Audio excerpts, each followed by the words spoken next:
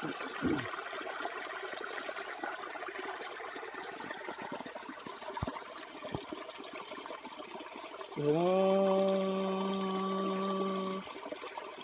நமச்சிவாய. ஓம் ஓம் மாயனை போற்றி, ஓம் சடையாண்டி போற்றி, ஓம் மலையாண்டியை போற்றி.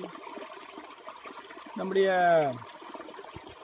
சித்தர்கள் இவர்களும் தவத்தாலும் தியானத்தாலும் கண்டுபிடித்த ஞானங்கள் கூட கோடி. திருமூலர் 3000 வருஷம் இருந்து ஒரு வருடத்துக்கு ஒரு பாடலாக பாடல் எழுதியிருக்கின்றார். முட்டை பிறந்தது 300 நாளினில், இட்டது தானிலே ஏதேனும் ஏழைகால், பட்டது பார்மணம் 12 ஆண்டினில், கெட்டது 70 கேடு அருகிலேரே என்று பாடுகின்றார். தாயின் கற்பையிலே குழந்தை 300 நாள் தோன்றி 300 நாளில் வளர்ந்து பிறக்கின்றது. இந்த குழந்தையின் உடல், நம்முடைய உடம்பு ஏதானும் நாம் பிறந்த பின்பு நம்ம விருப்பத்தில் பிறந்ததா? இல்லை. தாயின் குழந்தையில் 300 நாள் இருந்து பிறக்கிறது குழந்தை. இது நம்முடைய விருப்பத்தால் இது நடப்பதில்லை. இப்படி வளரக்கூடிய இந்த ஆன்மாவை சுற்றி இருக்கக்கூடிய அந்த உடம்பானது 12 வயதான பின்பு என்ன செய்தால் உலகத்தினுடைய அறிவையும் இந்த மண்ணின் மனத்தையும் இந்த உலகத்தினுடைய அறிவையும் அனுபவத்தையும் உணர ஆரம்பிக்கக்கூடிய வயதாக இருக்கிறது. அப்படிப்பட்ட வளரக்கூடிய ஆன்மாவை சுற்றி வளரக்கூடிய இந்த உடம்பானது 70 வயதில் உயிர் பிரிந்து இந்த உடம்பும் உயிராக பிரிந்து மண்ணை விட்டு போகின்றது. உடம்பு தனியாக இருக்கின்றது என்பதை அறியாமல் இருக்கின்றார்கள் என்று திருமூலர் சொல்கின்றார். அப்படி நம்ம அப்படிப்பட்ட இந்த உடம்பு, நாம் ஈசனால் கொடுக்கப்பட்ட உடம்பும் ஆன்மாவையும் நாம் முழு மனதோடு பக்தியாகவும் நேரிய வழிகளிலும் நல்ல வழிகளிலும் நாம் வைத்துக்கொள்ள வேண்டும். வைத்து சிவசிந்தனையோடு இறை சிந்தனையோடு நாம் வாழ வேண்டும் என்ற கருத்தை திருமூலர் திருமந்திரத்தில் கூறுகின்றார். சித்தர்கள் ஒவ்வொருவரும் தன்னுடைய கடுந்தவத்தாலும் தன்னுடைய ஞானத்தாலும் சில அனுபவத்தை உணர்ந்தார்கள். ஒவ்வொரு அனுபவத்தையும் ஒவ்வொரு மூலிகைகளுடைய ரகசியத்தையும் கண்டு அறிந்து அனுபவத்தாலே அதை உணர்ந்தார்கள். இது இனிப்பா புளிப்பா சுவையா இது கசப்பா என்பதை தானே முதலில் அனுபவப்படுத்திக் கொண்டார்கள். ஒவ்வொரு இலையும் சாப்பிட்டு அந்த இலையில் என்ன உடம்பில் மாற்றத்தை ஏற்படுத்துகிறது என்பதை தவயோக சக்தியால் உணர்ந்து அறிந்து கொண்டார்கள். தவம் முழுமையாக அடைந்த பின்பு அவருடைய ஞானத்தால் அதை அறிந்து கொண்டார்கள். தவம் குறைவாக இருக்கும்போது அந்த மூலிகையை சாப்பிட்டு அதை உணர்ந்து அறிந்து கொண்டார்கள். அதனுடைய சுவை அறிந்து தவம் முழுமை அடைந்த பின்பு ஒவ்வொரு மூலிகையும் எதற்கு பயன்படுத்தி தன் ஞானத்தால் கண்டறிந்தார்கள். அந்த வகையில் சிவனுடைய ஆற்றலை சித்தர்கள் விளக்கின்றார்கள். அன்னை மனோன்மணியின் ஆற்றலையும் சித்தர்கள் விளக்கின்றார்கள். வாழை சக்தி மனோன்மணி, வாழை பரமேஸ்வரி என்ற மாயசக்தி அண்டத்தின் யோனி பிரபஞ்சத்தின் கருப்பிலியாக தாய் போற்றப்படுகிறாள். அனைத்து உயிர்களுக்கும் தாயானவள் அன்னை வாழை பராசக்தி. வாழையை சித்தர்கள் போற்றாத சித்தர்களே இல்லை. சூட்சமத்தின் கண்மணியாகவும் 10 வயது பாலகியாகவும் சித்தர்கள் அதை வர இருக்கின்றார்கள். கண்ணின் மணியாகவும் கண்ணின் பாவையாகவும் சித்தர்கள் அதை வர இருக்கிறார்கள். வாழை பரமேஸ்வரியை மண்ணும் நீ அவ்விண்ணும் நீ மறுகடில் ஏழும் நீ எண்ணும் நீ எழுத்தும் நீ இசைந்த பண்ணெழுத்து நீ கண்ணும் நீ மணியும் நீ என்று கண்ணிலாடம் பாவையினி என்று வாழையை பற்றி வாழையையும் சதாசிவத்தையும் இணைந்து சித்தர்கள் பாடுகின்றார்கள். மண்ணும் நீ அவ்விண்ணும் நீ மறுகடல் ஏழும் நீ எண்ணும் நீ எழுத்தும் நீ இசைந்த பண்ணெழுத்தும் நீ என்று சிவனையும், கண்ணும் நீ மணி நீ கண்ணிலாடம் பாவினி நன்னும் நீர்வின்ற பாதம் நன்னுமாறு அருளிடாய் என்று தந்தையையும் தாயையும் சித்தர்கள் ஒன்றாக இணைத்து பாடுகின்றார்கள். கண்ணும் நீ மணி நீ கண்ணிலாடம் பாவையாகவும் சித்தர்கள் பாடுகின்றார்கள்.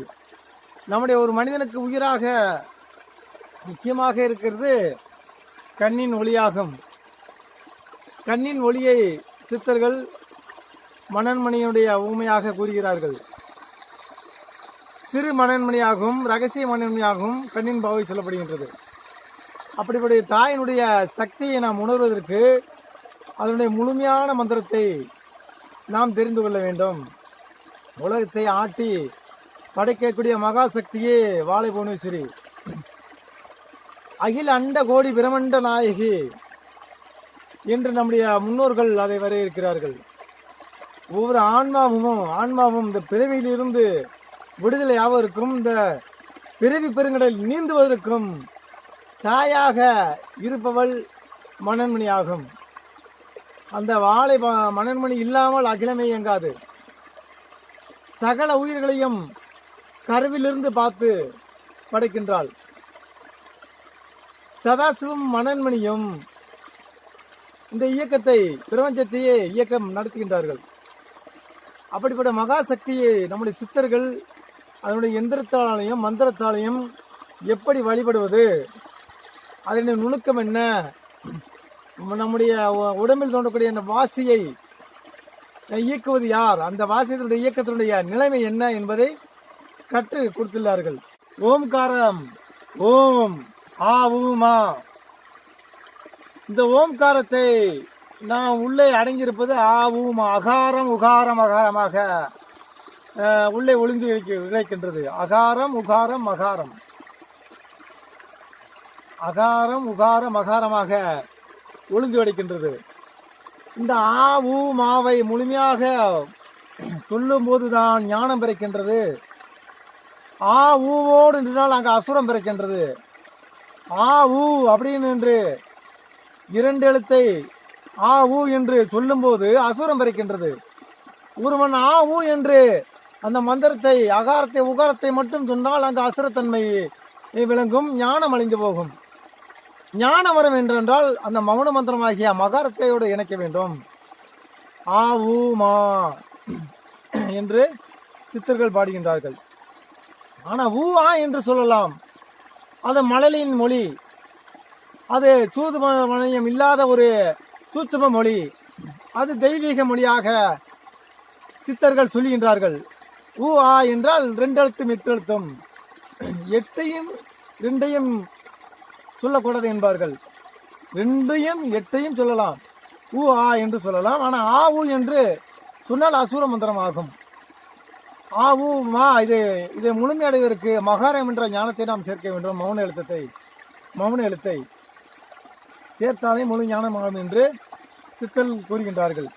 ஒவ்வொரு பீஜ மந்திரங்களையும் ஒவ்வொரு தெய்வீக மந்திரங்களையும் உணர்ந்து அந்தந்த மந்திரங்களுக்கு என்ன சக்தி இருக்கின்றது, நமச்சிவாய பஞ்சாத்தரத்துக்கு என்ன சக்தி, அதை சொன்னால் என்னென்ன விளைவுகள் ஏற்படும் என்பதை சித்தர்கள் அனுபவித்து உணர்ந்து சொல்லியிருக்கின்றார்கள். அந்த வகையில் நம்முடைய மனோன்மணி சக்தியினுடைய பராபர சக்தியினுடைய ஒளியின் பீஜ மந்திரமாக கிரீம் என்ற மந்திரம் செயல்படுகிறது. மூன்று சக்தியிலும் இணைந்த ஒரு மகா நாராயண சக்தியாகவும் மனோன்மணி சக்தியாகவும் வாழை புவனேஸ்வரி விளைகின்றாள். கிரீம் என்பது லட்சுமி பீஜம், கிரீம் என்பது காளி பீஜம், கிளியும் என்பது சரஸ்வதி பீஜம். மலைமகள், கலைமகள், அலைமகள். கலைமகள் சரஸ்வதி, மலைமகள் காளி, அலைமகள் லட்சுமி. இதை நம்ம கிராமங்களிலே நாம் இந்த தெய்வ சக்தியிலே நாம் பயன்படுத்திக்கிறோம். நம்ம கிராம தெய்வங்களில் காளியை முண்டக்கனி என்பார்கள், சரஸ்வதியை பேச்சியம்மன் என்று சொல்வார்கள்,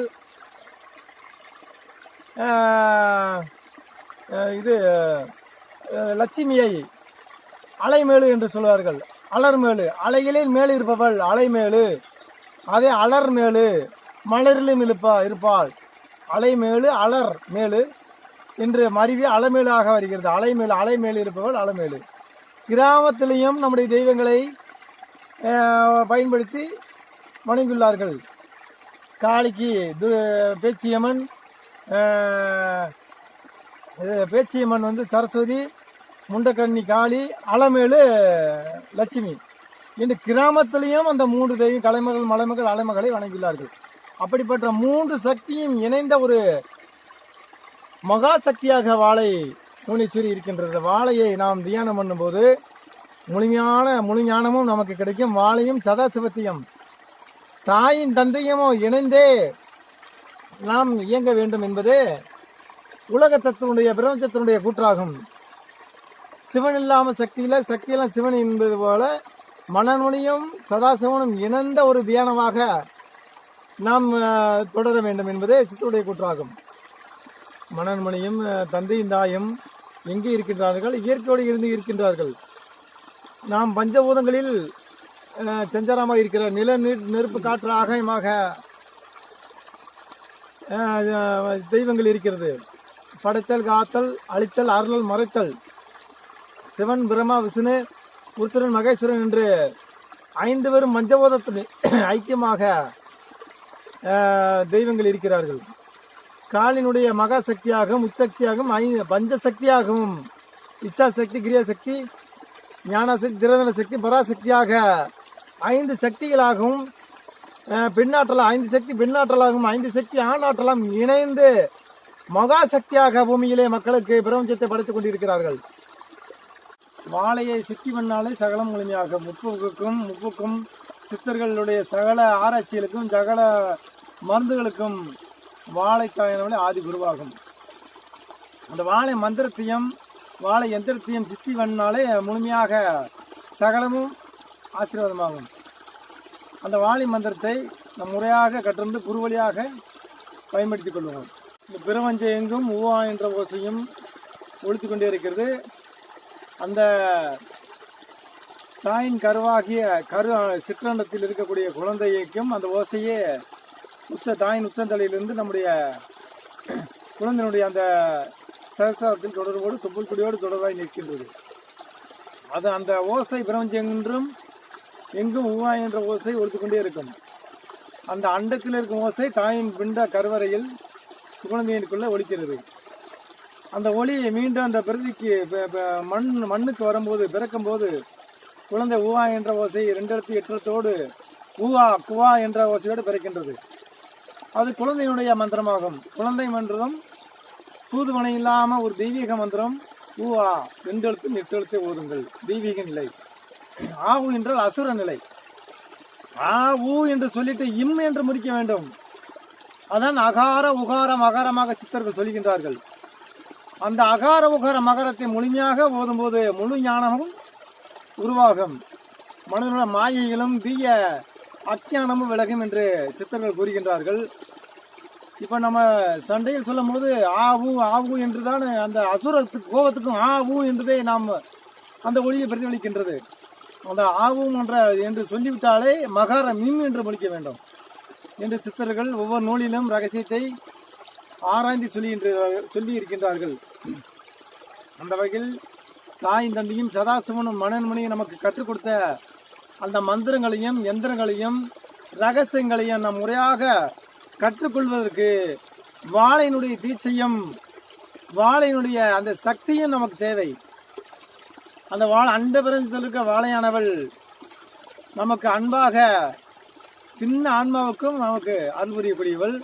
அப்படிப்படி அருள் கூடிய அந்த தாயினுடைய ஆசீர்வாதத்தையும் அன்பையும் பெறுவதற்கு வாழை எந்திரத்தையும் வாழை மந்திரத்தையும் தீட்சையாக நாம் முழு மந்திரமாக உருவேற்றி தீட்சை பெறுவதே முதல் வெற்றியாகும்.